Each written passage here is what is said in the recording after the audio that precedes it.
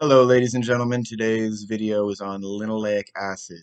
Now, what is linoleic acid? Linoleic acid is an omega-6 polyunsaturated fatty acid that is extremely prevalent in today's modern food products.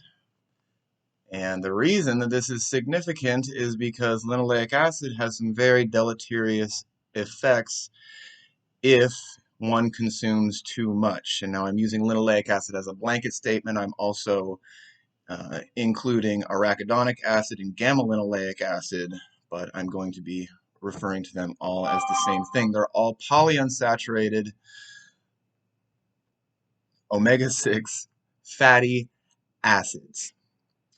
Now, what these do in the human body is it triggers a response in our lean tissue to become more insulin resistant. So, combined especially with fast-acting refined carbohydrates, it can greatly contribute to type 2 diabetes. And even if you're not diabetic or pre-diabetic, having insulin resistance in your lean tissues is not a good thing. We want to be as insulin sensitive as possible.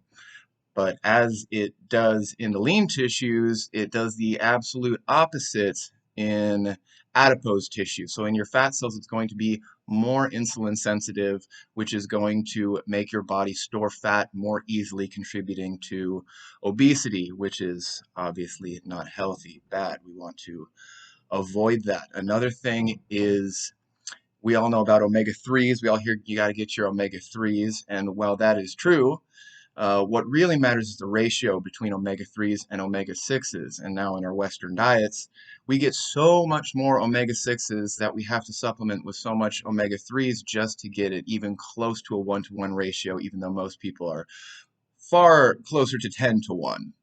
So obviously the less of these we can get, the better it will be as far as our fatty acid ratios. Another thing about these fatty acids is simply because of their polyunsaturated nature. What I mean by that is along the carbon chain of a fatty acid, to be saturated means every single carbon double bond down the chain is double bonded and uniform.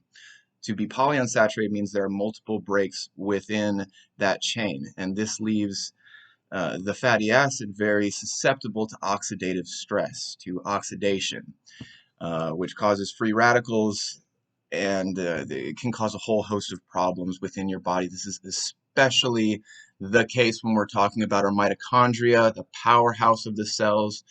It's basically a bacteria that we have uh, made a commensalist or a mutualist sort of relationship with.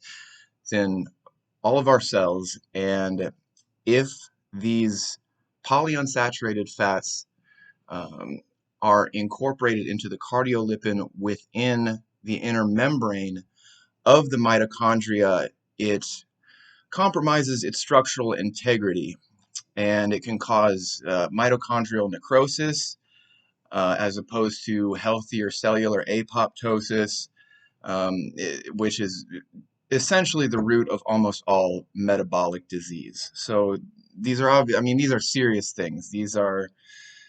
It's incredible when you look at the correlation between when we started incorporating these foods in our diet and the rates of diabetes and heart disease, and it is bang on as far as how much we're using, and we're using more of it than ever today. Okay, now what foods comprise these fatty acids? This is going to be your seed oils, your soybean oils, canola oil, cottonseed oil, safflower oil, sunflower oil, peanut butter, um, avocado oil. Any of those kind of seed oils are going to be high in linoleic acid, so we want to avoid these as best we can. Unfortunately, like I said, they are in damn near everything, and it can be very, very hard to avoid. So you need to be very intentional about checking the labels. I always check the labels, and if it contains, soy or cottonseed or anything like that, I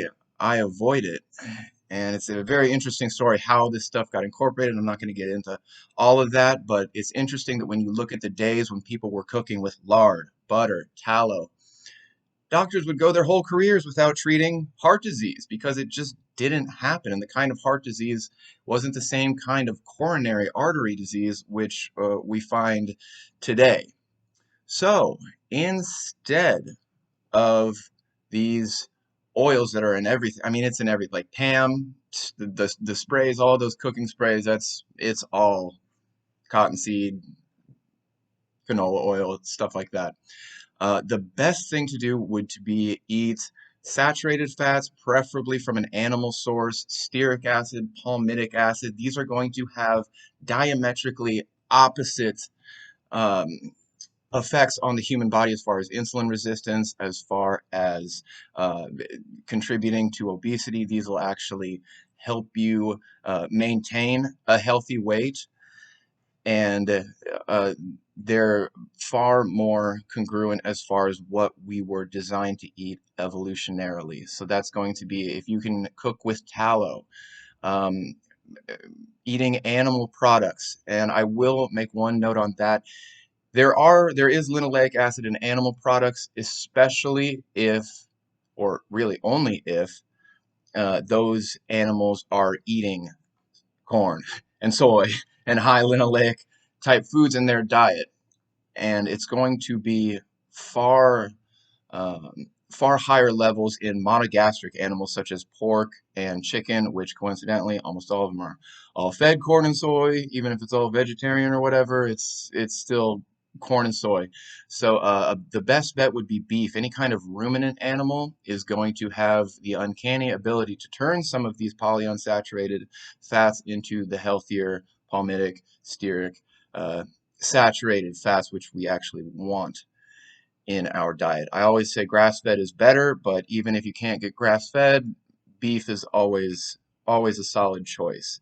And then there are some other oils that you might think of, like olive oil or perhaps macadamia nut oil. These are monounsaturated fats, so they're not nearly as unstable as the polyunsaturated. These are going to be mostly oleic acid containing foods, and I would say they're probably not as good as the saturated fats, but still certainly better than having these polyunsaturated seed oils, which have really only been a part of the human diet for the last 80 or 90 years or so, and is more prevalent than ever today. So that was just a brief sort of overview. If you want to look more into it, more of the science into it, there are podcasts on this. I know Dr. Paul Saladino does some great podcasts with some very intelligent people that know a lot more than I do, and you can really get down on the information. But this is just to anyone who wants to know and wants to live a longer, healthier, more powerful life. Thank you for listening.